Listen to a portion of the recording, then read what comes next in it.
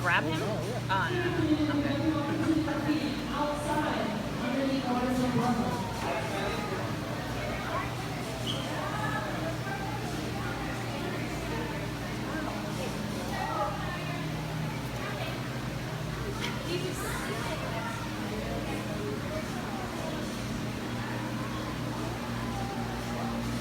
Look at this one, how big.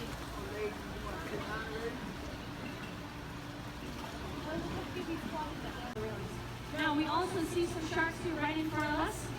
We have 8 fully grown adult sharks in here in the open water shark corral. Open water means that all the water you see in here comes from that way, the West Harbor. It rises and falls, the tide is going towards the low tide, and the visibility is, it's okay, it's not great, it's not terrible either. You can see the sharks and the fish, that's all that matters.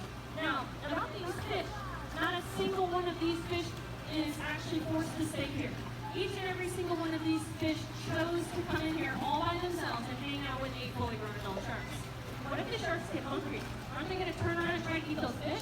Well, the answer is actually no. These fish are in no danger from these sharks at all, unless they're sick, injured, diseased, dying, or already dead. Sharks are opportunistic feeders, meaning that they don't go after perfectly healthy fish because it's not worth their time. It's not worth their energy. I'm going to try and activate one of the 5 senses we share in common with sharks. Sharks have 7 senses, we have 5. Now the first sense we all probably have heard about was their sense of smell. A shark can smell blood in the water. However, there's a little bit of detail about that we're going to skip over. Sharks can smell fish blood into the water. Now if a fish bleeds into the water, that means they may want to go try and hide out because the shark can definitely smell them. Sharks have a sense of smell 10,000 times better than ours. They can smell 1 drop of blood in 13 gallons of ocean water from 300 feet away. So that allows them to be able to find that fish on that big reef and narrow down the area until they find the fish. Here we need the dinner bell for these guys because they already washed away. Fish, on the other hand, have a lot of oil in their body and in their blood. So if a fish bleeds into the water, oil will not be swimming properly. They might be creating a lot of erratic movement and vibrations. Since I don't have a sick fish on hand, I'm using these healthy fish to imitate sick fish. I'm getting them for free. Now, by creating those vibrations, we can tell that one of these sharks is interested. Notice how he turned right around, came right here where you felt that movement.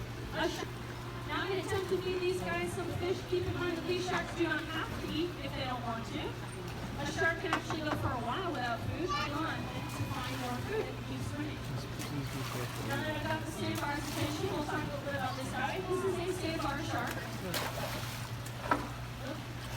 Try not to let any of these jacks have it. The jack is the silver tuna-looking fish here. And it's super sweet, so they're trying to let the sharks have this. Alright. Alright, so the black nose got that fish instead, and that's fine. Notice how all the fish are on him now. He's the one with the food, not me. I know, right? Who really does that? So the sandbar shark, no one more. The sandbar shark likes to hang out in calm, shallow waters, not usually into the sandbars. Hang out for you.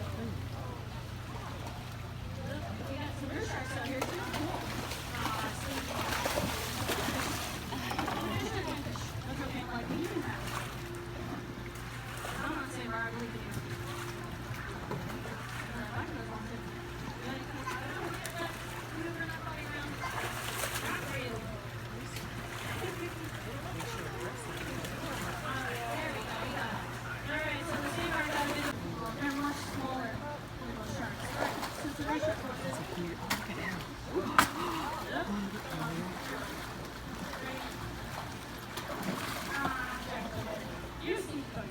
Alright, that's okay. Now, we do try to...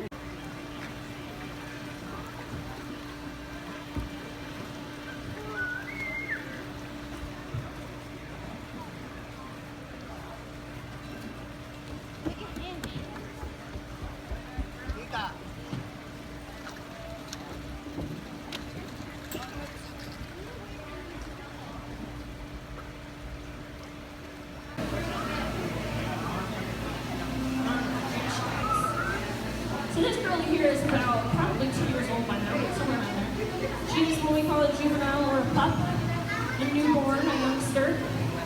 When nurse sharks are born, their mother does not care for them. They swim away. The nurse shark is born with all the instincts to do what sharks do right away. Now, as you feel that skin, it's going to feel really weird.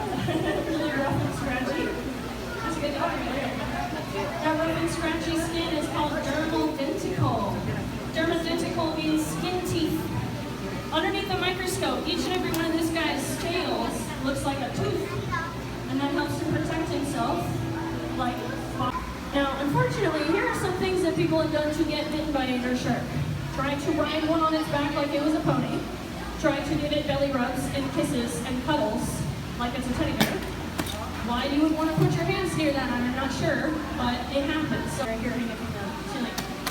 So unfortunately, Hollywood blew it out of proportion. Now sharks are feared instead of loved. These guys are actually way cooler than we make them out to be.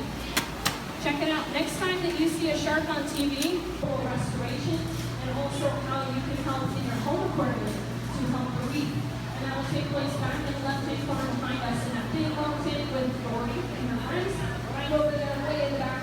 And that takes place in about 10 minutes. All right, thanks for coming to the tour.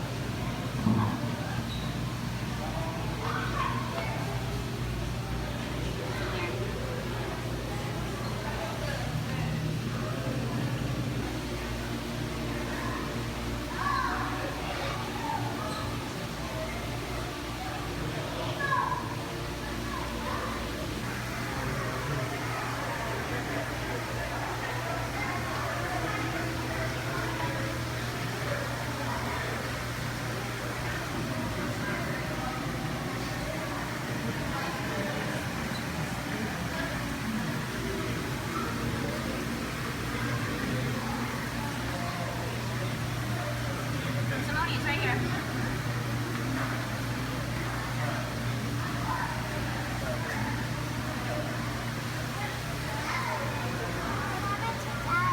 His eyes sicking.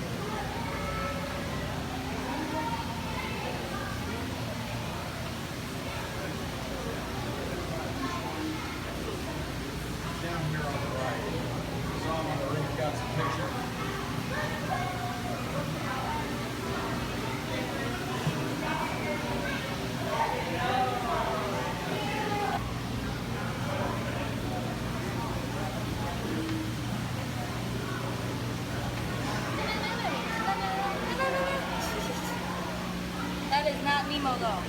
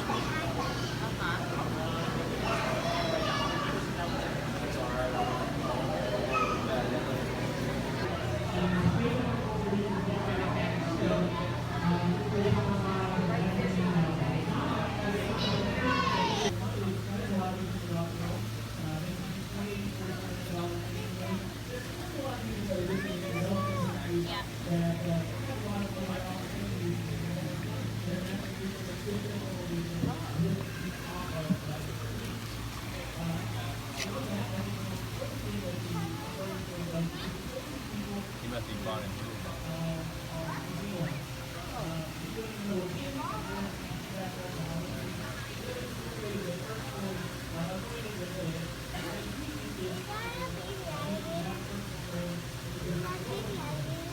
Children are collecting unsustainable injuries in numbers that are in excess of what the breed can produce.